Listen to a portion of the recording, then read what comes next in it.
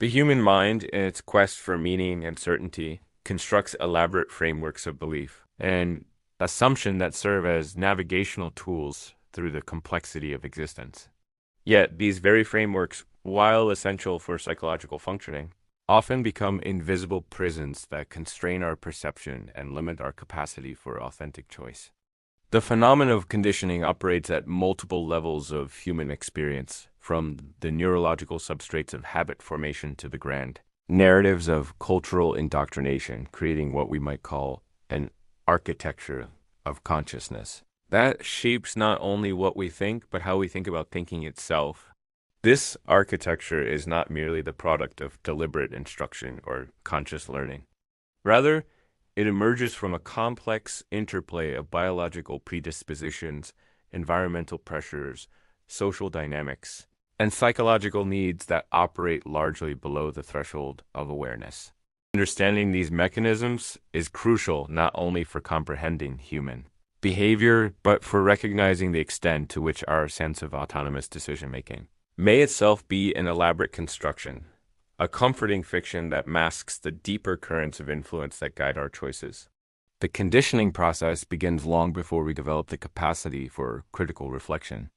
Hanstock's analysis of childhood vulnerability reveals four fundamental mechanisms that create the foundation for lifelong patterns of belief and behavior: limited perceptions, dependency, restricted information sources, and identification processes. These mechanisms work in concert to create what Jerome Frank terms our assumptive world, the largely unconscious framework of expectations and beliefs that enables us to function in a complex environment. The child's limited perceptual field creates a concentrated universe where parental figures assume almost godlike authority. Every casual remark, every expression of approval or disapproval carries disproportionate weight in shaping the child's understanding of reality. This is not merely about learning facts or skills. It is about absorbing fundamental assumptions about the nature of existence, relationships, and personal worth. The child who learns that love is conditional upon performance, cleanliness, or compliance is not simply learning behavioral rules, but internalizing a deep structure of belief about the nature of human value and connection.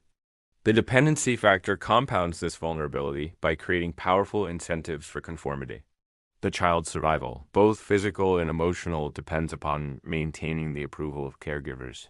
This creates what humanistic psychologists recognize as a profound form of identity confusion, where the authentic self becomes subordinated to an externally imposed set of expectations and requirements.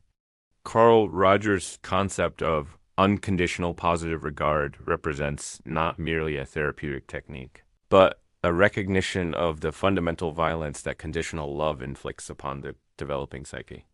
Perhaps most insidiously, the restriction of information sources ensures that these early patterns are rarely challenged or questioned. The child has no basis for comparison, no alternative perspectives against which to measure the assumptions being absorbed. Unlike adults who might theoretically seek out diverse viewpoints, the child is trapped within a closed system of influence, making the indoctrination process both more thorough and more resistant to later modification. The identification process completes this foundational conditioning by making the child an active participant in their own programming. Through unconscious mimicry and modeling, the child doesn't merely learn behaviors but absorbs entire worldviews, complete with their underlying emotional colorations and value judgments. A parent's unconscious prejudices, fears, and aspirations become internalized as natural aspects of reality rather than contingent perspectives that could be otherwise. The power of early conditioning lies not merely in its intensity, but in its persistence. As Talk observes, our society is structured to provide consecutive waves of relatively like-minded associates that reinforce rather than challenge our fundamental assumptions. This is not a conspiracy, but a natural consequence of how social stratification works. The neighborhood we grow up in determines our school, which influences our peer group, which shapes our career path, which determines our adult social circle. Each stage of development serves to confirm rather than question the worldview absorbed in childhood.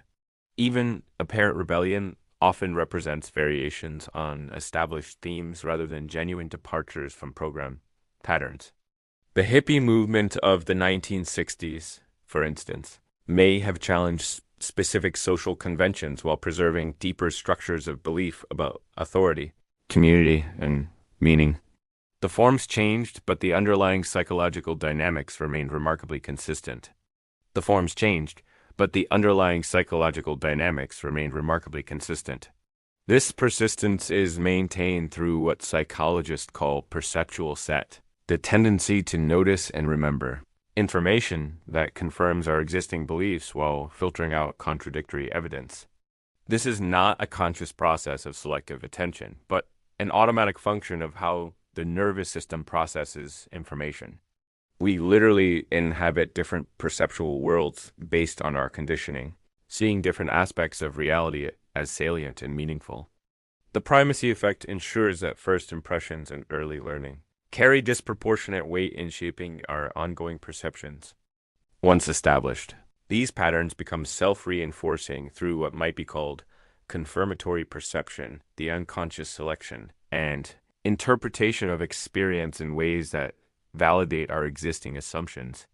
This creates a kind of psychological inertia that makes fundamental change extraordinarily difficult, even when rational analysis suggests that our beliefs may be unfounded or harmful. Beyond individual psychological processes, conditioning operates through sophisticated social mechanisms that make the transmission of beliefs appear natural and inevitable. Religious and ideological systems, for example, create what Eric Hoffer calls fact-proof screens that protect core doctrines from empirical challenge. These systems don't simply teach specific beliefs, but create frameworks for evaluating truth claims that inevitably favor the system's own conclusions. The genius of effective indoctrination lies in its ability to make questioning seem not just unnecessary, but actually harmful to one's well-being. Religious systems accomplish this by locating ultimate truth beyond the realm of empirical verification, making faith rather than evidence the criterion for belief. Political ideologies achieve similar effects by framing skepticism as betrayal or by creating elaborate theoretical structures that can account for any apparent contradiction. Professional training represents perhaps the most sophisticated form of social conditioning in modern society. Jerome Frank's analysis of psychoanalytic training reveals how seemingly objective educational processes can function as elaborate indoctrination systems. The trainee analyst must not only learn theoretical concepts, but undergo personal analysis that makes psychological investment in the system's validity. Any resistance to interpretations is reframed as evidence of the very psychological dynamics the system purports to explain. The doctrine becomes self-validating through a process that makes genuine criticism virtually impossible. This pattern repeats across numerous professional domains. Medical education, legal training, academic disciplines all create powerful in-group identities that make challenging fundamental assumptions feel like betraying one's professional identity. The social and economic investments required to enter these fields create powerful incentives to embrace rather than question their foundational beliefs. Perhaps the most profound aspect of conditioning is its ability to create the illusion of autonomous decision-making while actually constraining choice within predetermined parameters. Stanley Milgram's obedience. Experiments revealed the extent to which people will violate their own moral principles when presented with appropriate authority structures. The subjects in these experiments genuinely believed they were making free choices while being systematically manipulated into increasingly extreme behaviors. The power of these experiments lies not in their demonstration of human cruelty, but in their revelation of how authority operates at unconscious levels. The participants experienced genuine moral distress while continuing to comply with instructions. They were not sadists, but ordinary people whose decision-making processes had been captured by carefully constructed social dynamics that made compliance seem like the only reasonable option. This pattern extends far beyond experimental situations. Consumer behavior, political choices, career decisions all occur within frameworks that channel behavior while preserving the subjective experience of free choice. The sophisticated marketing techniques that surround us don't typically involve direct coercion, but rather the subtle manipulation of unconscious psychological processes that influence behavior without triggering conscious resistance. The attribution of rationality to our actions serves as a crucial psychological defense against recognizing the extent of our conditioning. We constantly generate post hoc explanations for behaviors that may have been determined by factors entirely outside our conscious awareness. The hypnotized subject who scratches his nose because it itched is engaging in the same process of rationalization that characterizes much of our everyday behavior. Freudian defense mechanisms like rationalization and reaction formation demonstrate how we unconsciously deceive ourselves about our own motivations. The business executive who skips an important meeting due to feelings of inadequacy genuinely believes his absence was motivated by rational concerns about time management. The woman who lavishes attention on children she finds irritating truly believes she is expressing her maternal nature. These are not conscious lies, but unconscious protections against recognition of psychological realities that threaten our self-image. The relationship between language and conditioning operates at levels far more profound than simple communication. Benjamin Lee Horf's analysis of linguistic conditioning reveals how the very categories we use to organize experience can determine behavior in ways that have life and death consequences. Workers who behave safely around gasoline drums became careless around empty gasoline drums, not because of ignorance about chemistry, but because the linguistic category empty triggered assumptions about safety that overrode technical knowledge. This linguistic conditioning extends far beyond industrial safety into the fundamental ways we categorize and evaluate experience. The labels we apply to ourselves and others don't simply describe reality, but actively construct it through their influence on expectations and behavior. A child labeled as a slow learner often becomes one, not because of innate limitations, but because the label creates self-fulfilling prophecies that limit both educational opportunities and self-concept. The power of labels lies in their ability to collapse realities into simple categories that then guide behavior. Once someone is labeled as antisocial, gifted, troubled, or promising, these categories become lenses through which all subsequent behavior is interpreted. Evidence that contradicts the label is dismissed as exceptional, while confirming evidence is seen as validating the category's accuracy. This process is particularly insidious because it operates through apparently objective mechanisms. Educational testing, psychological assessment, and professional evaluation all claim to measure pre-existing characteristics rather than create them. Yet research consistently demonstrates that expectations shape performance in ways that make these measurements self-validating. Teachers who expect certain students to excel create classroom dynamics that make excellence more likely, while those who expect failure often create conditions that ensure it. The conditioning process doesn't simply transmit explicit beliefs, but creates unconscious patterns of perception and evaluation that operate below the threshold of conscious awareness. Ray Bull's research on criminal stereotyping reveals how deeply ingrained assumptions about the relationship between appearance and behavior influence both law enforcement and judicial processes.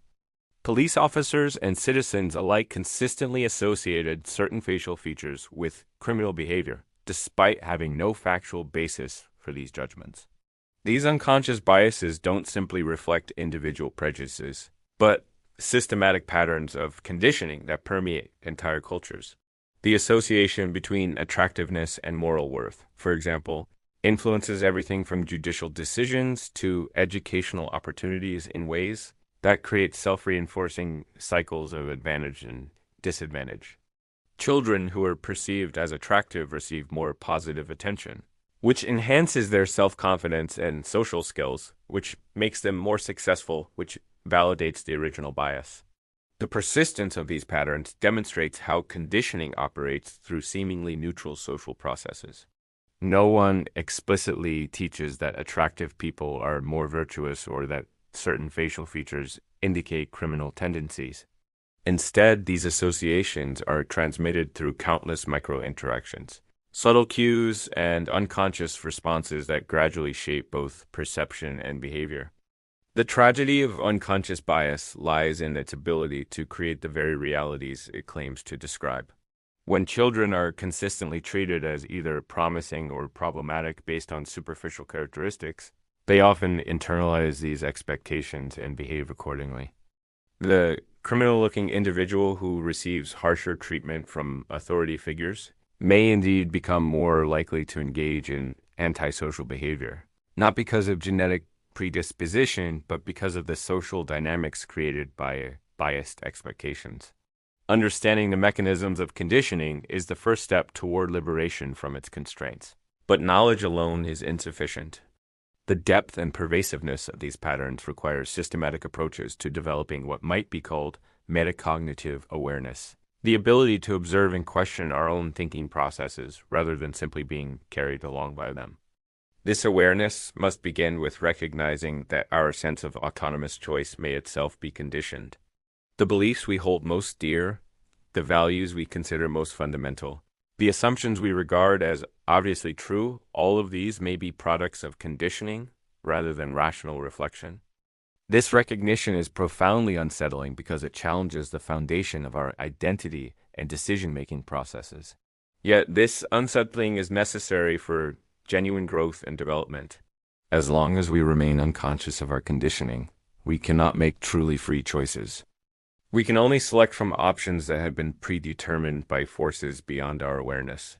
Real freedom requires the ability to step outside these predetermined frameworks and evaluate them from a perspective that is not itself conditioned by them.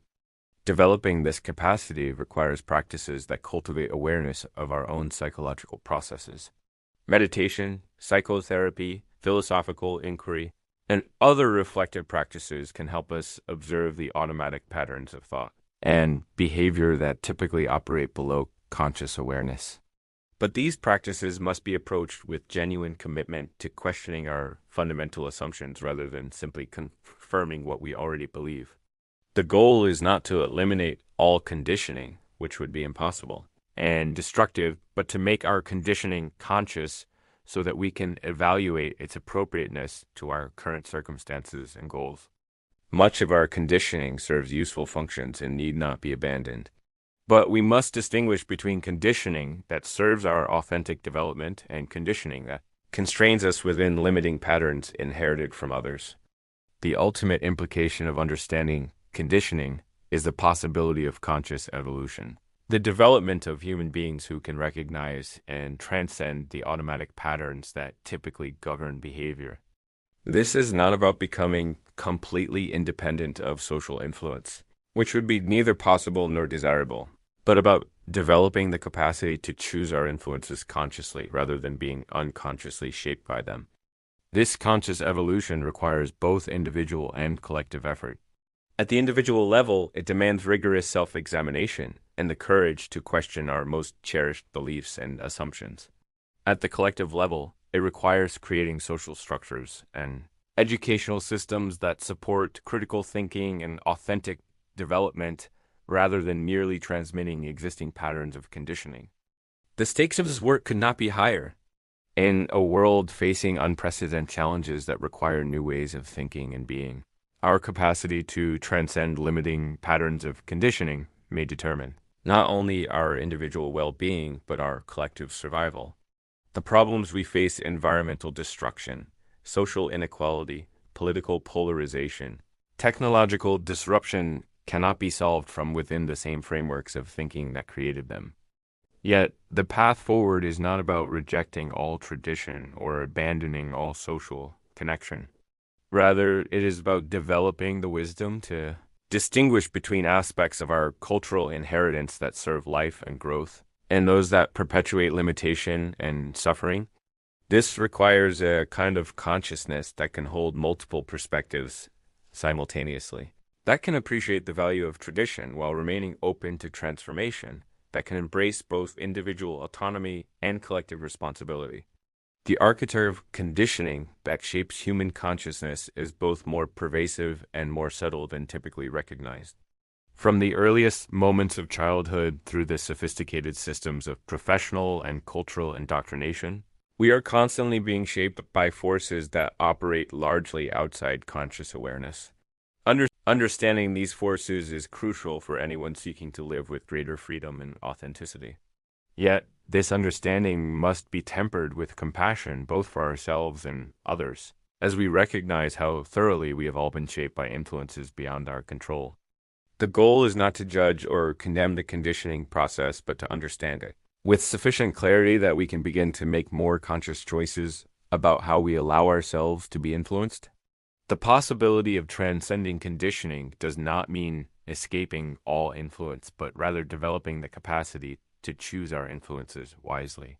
This requires cultivating the kind of awareness that can observe our own psychological processes, question our fundamental assumptions, and remain open to perspectives that challenge our existing worldview. In the end, the study of conditioning reveals both the profound constraints that shape human behavior and the extraordinary potential for transcending those constraints through conscious awareness and deliberate practice. The choice between unconscious conditioning and conscious evolution remains one of the most fundamental decisions facing both individuals and societies in our time. The future may well depend on our collective ability to make this choice wisely.